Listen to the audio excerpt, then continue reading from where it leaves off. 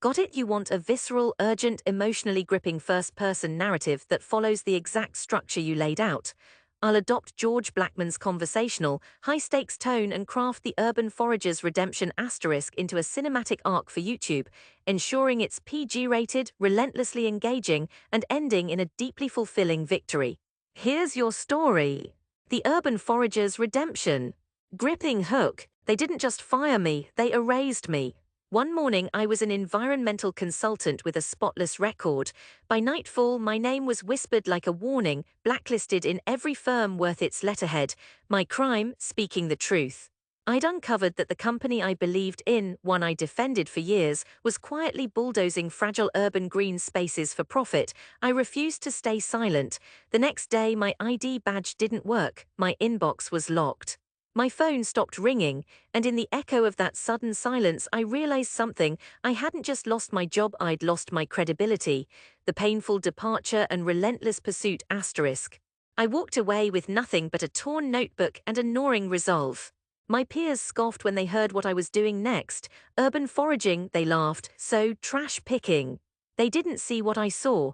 Between cracked sidewalks and chain-link fences, in neglected lots and forgotten alleyways, life was still asterisk happening asterisk.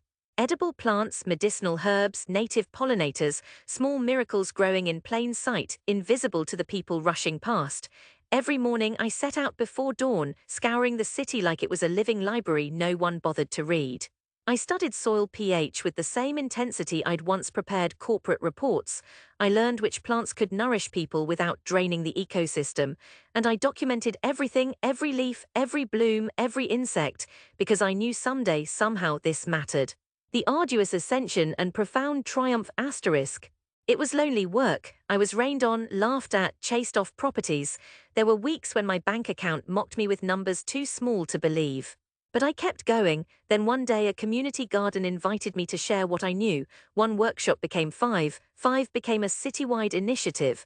Suddenly, the same people who once called me a scavenger were asking me to teach them how to identify wild spinach from sidewalk weeds, how to harvest responsibly so plants returned year after year.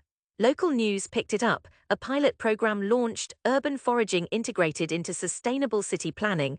Restaurants began sourcing from foraged ingredients. My name, once a cautionary tale, was now tied to innovation. I hadn't just rebuilt my credibility, I'd reshaped it into something unshakable, the cathartic return and poetic justice asterisk. Months later, I was invited to speak at a major environmental summit, the very one my former employers still attended. As I walked onto that stage, I saw them in the front row. I told the story of the city's overlooked ecosystems, of how abundance hides in the cracks we ignore.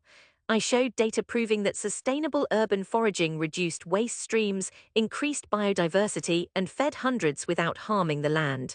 And when the applause came, a standing ovation, they had no choice but to stand too. I didn't look at them with bitterness. I didn't need to. My life had already answered every question they'd ever asked about me. I lost everything because I told the truth.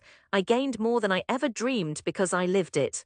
If you'd like, I can also adapt this into a YouTube-ready script with sharper beats, pacing cues, and emotional cliffhangers at key moments, so the audience is hooked from second one until the final frame. Do you want me to create that next?